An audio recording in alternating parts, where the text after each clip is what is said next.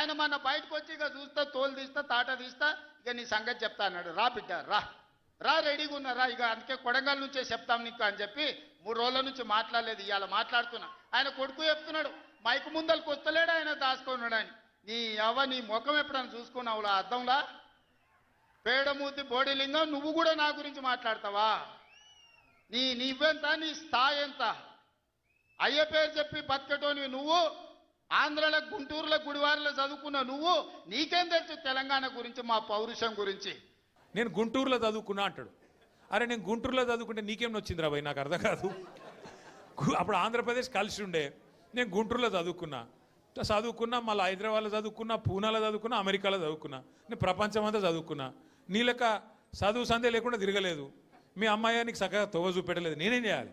నేనట మా అయ్య పేరు చెప్పుకొని బతుకుతున్నా అంట. అవు మా అయ్య గొప్పోడు, మా అయ్య తెలంగాణ తెచ్చిన మొగోడు మొనగాడు, బరాబర్ చెప్పుకుంటా.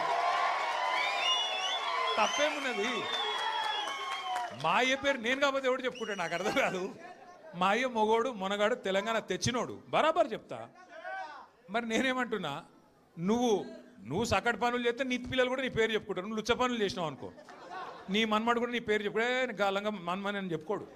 మంచి పనులు చేయి, నీ పేరు కూడా చెప్పుకుంటారు. ఈ అవ్వ లాగులో తొండలు ఇచ్చి కొడతా బిడ్డ నేను అనుకుంటున్నావేమో. నా సంగతి ఇంకా తెలియదు. మీ నాయనని అడిగి ఇంటికి పోయి చెప్తాడు.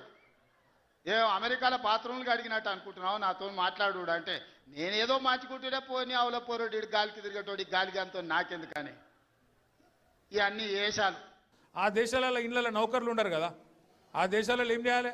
మనది మనమే పని చేసుకోవాలి, మన బట్టలు మనమే ఉతుక్కోవాలి, మన వంట మనమే వాడుకోవాలి, మన టాయిలెట్ మనమే క్లీన్ చేసుకోవాలి. ఈ పిచ్చోనికా ఏం తెలియదు. చదువుకున్న బాబా అయితేనేమో తెలుస్తుండే. ఇక మాట్లాడతాడు ఏమంటాడు, వీడు ఇప్పటికీ అమెరికాలో బాత్రూమ్లు కడుగుతూనే అంటాడు నన్ను. అరే అమెరికాలో నా బాత్రూమ్ నేను కడుక్కున్నా, నీకేమో వచ్చింది రాబాయ్, నాకు అర్థం కాదు. అమెరికాలో ఎవరిది వాళ్ళు చూసుకుంటారు, పని చేసుకుంటే కూడా తప్పేనా? ఎవరి ఇళ్ళలో వాళ్ళు బాసాన్లు దొంగకుంటే తప్ప? దాన్ని పట్టుకొని టాయిలెట్లు క్లీన్ చేసేటోడు. నీ లెక్క సంచులు మోయలే, నీ లెక్క దొంగ పనులు అయితే నేను చేయలే. చంద్రశేఖరరావు గారు, మీ వయసుకు గౌరవిస్తాం, మీ అనుభవానికి గౌరవిస్తాం. ప్రతిపక్ష నాయకుడు నీకు హోదా ఉన్నది. శాసనసభ సమావేశాలు ఏర్పాటు చేసినాం. 29 నాడు నువ్వు అడిగి ఎన్ని రోజులు సభ జరుపుదామో, నువ్వు అడిగినన్ని రోజులు అసెంబ్లీ నడిపిస్తా. నువ్వు చెప్పిన అన్ని చర్చ పెడదాం, ముఖాముఖి చర్చ చేద్దాం. రాండి మీరు మొహం చాటేసి ఫామ్ హౌస్లో పడుకొని, మీరు ఖాళీగా ఉన్నప్పుడు పార్టీ ఆఫీసులు వచ్చి 10 మంది చెంచాలను పెట్టుకొని ఆ 10 మంది చెంచగాళ్ళ ముందల నువ్వు పొంకనాలు కొట్టుడు కాదు. కేసీఆర్ నువ్వు బయటికి రా అన్నారు మొన్న వచ్చి ఏం చేసిండు పాపం సారు? ఒక ప్రెస్ మీట్ పెట్టిపోయిండు, మీటింగ్ పెట్టి ప్రెస్కు మాట్లాడిపోయిండు. దానికే ముఖ్యమంత్రికి ముచ్చెమటలు పట్టినాయి, చలిజ్వరం వచ్చింది, దెబ్బకు మరిగా ఇష్టం వచ్చినట్టు ఒర్రుతున్నాడు.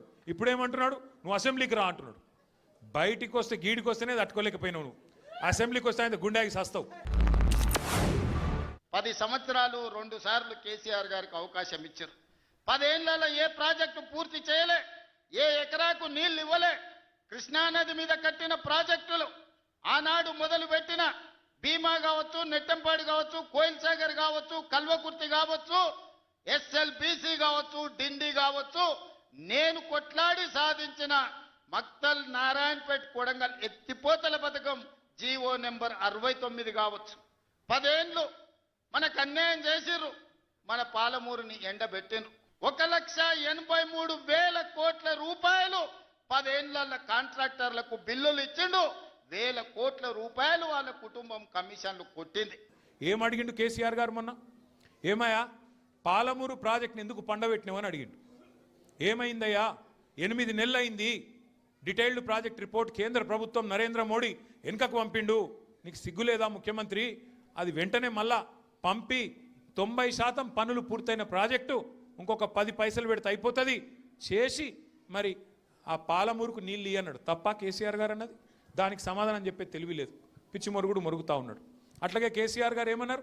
కృష్ణా జలాల్లో అన్యాయం చేస్తున్నాడు నరేంద్ర మోడీ, భారతీయ జనతా పార్టీ ఖచ్చితంగా వాళ్ళని ఎదుర్కోవాలా, కొట్లాడాలా ఢిల్లీలో. ఏం చేస్తున్నారు నీ ఎంపీలు అని అడిగిండు. బీజేపీ ఎంపీలను అన్నాడు, కాంగ్రెస్ ఎంపీలను అడిగిండు. దాంతో ఇలా వాళ్ళకి సమాధానం లేక, సమాధానం చెప్పే తెలివి లేక ఇలా నోటికొచ్చినట్టు మాట్లాడుతున్నారు. రియల్ ఎస్టేట్ బ్రోకర్ దందా చేస్తుంది ప్రభుత్వం అంటున్నాడు. రియల్ ఎస్టేట్ వ్యాపారం పెంచుతుంది, రియల్ ఎస్టేట్ ఆదాయాన్ని పెంచుతుంది, రియల్ ఎస్టేట్ అభివృద్ధిని తీసుకొస్తుంది. నీ కొడుకేమో హైదరాబాద్లో రియల్ ఎస్టేట్ వాడిపోయిందంటావు, నువ్వు వచ్చేమో ఈ ముఖ్యమంత్రి రియల్ ఎస్టేట్ దందా చేస్తున్నాడు అంటున్నాడు. ఇదేమన్నా పాస్పోర్ట్ బ్రోకర్ల దందానా? నేను ఎవరిని దుబాయ్కి పంపుతా అని మోసం చేయలే. భూములు, ప్రభుత్వ భూములు పరిశ్రమలు పెట్టడానికి రైతులు అడిగిన నష్టపరిహారం ఇచ్చి నిన్నగాక మొన్న మక్తల్ నారాయణపేట కొడంగల్ ప్రాజెక్టుకు 12 లక్షలు ఇస్తామన్నాం. మా రైతులందరూ కాదు కూడదన్నారు. ఏం కావాలన్నా అడగమని మా శ్రీహరికి, మా శివకుమార్ రెడ్డికి చెప్పిన, మా పర్ణికమ్మకి చెప్పిన. వాళ్ళు పోయి మాట్లాడిను, వాళ్ళు అడిగింది నాకు వచ్చి చెప్పురన్న. ఆయన రియల్ ఎస్టేట్ వ్యాపారానికి, ఆయన భూముల కుంభకోణానికి, ఫ్యూచర్ సిటీ పేరు మీద చేస్తున్న డ్రామాకు కేసీఆర్ గారు బలమైన వాదనతోని ప్రజలను మళ్ళొక్కసారి లేపి బయటికి తీసుకొస్తే ఆగమైతుంది బతుకని చెప్పి ఇష్టం వచ్చిన తిట్లు తిడుతున్నావు. మనం పట్టించుకునే అవసరం లేదు. సిగ్గు లేదు, ఇన్నిసార్లు ఓడగొట్టినా ఇంకా సిగ్గు లేకుండా బయటకు వచ్చి కింద పడ్డ పైకాలు నాదే అని వెనకటికి ఓడో అన్నాడట. ఇట్లాంటి ఊకదంపుడు ఉపన్యాసాలు, పొంకనాలు వెనకడికి ఓడో పొంకనాల పోషగాడు చెప్పినట. నాకున్నాయి 3 ఏట్లే కానీ 36 దొడ్లు నేను చెప్పినట.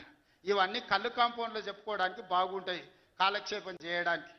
కళ్ళు కాంపౌండ్ మాటలు మాట్లాడకండి తండ్రి కొడుకులు. ప్రజలను నువ్వు మోసం చేసినావు. 6 గ్యారంటీలు అన్నావు, నెలకు 4,000 పెన్షన్ అన్నావు, తులం బంగారం అన్నావు, ఆడపిల్లలకు నెలకు 2,500 ఇస్తా అన్నావు, అన్ని 100 రోజుల్లో ఇస్తా అన్నావు. ఎప్పుడు ఇస్తావు? 2 ఏళ్ళు అయింది కదా అన్నాడు. తప్ప? కేసీఆర్ గారు ప్రధాన ప్రతిపక్ష నాయకుడిగా ప్రజల తరపున ప్రశ్నించుడు తప్ప?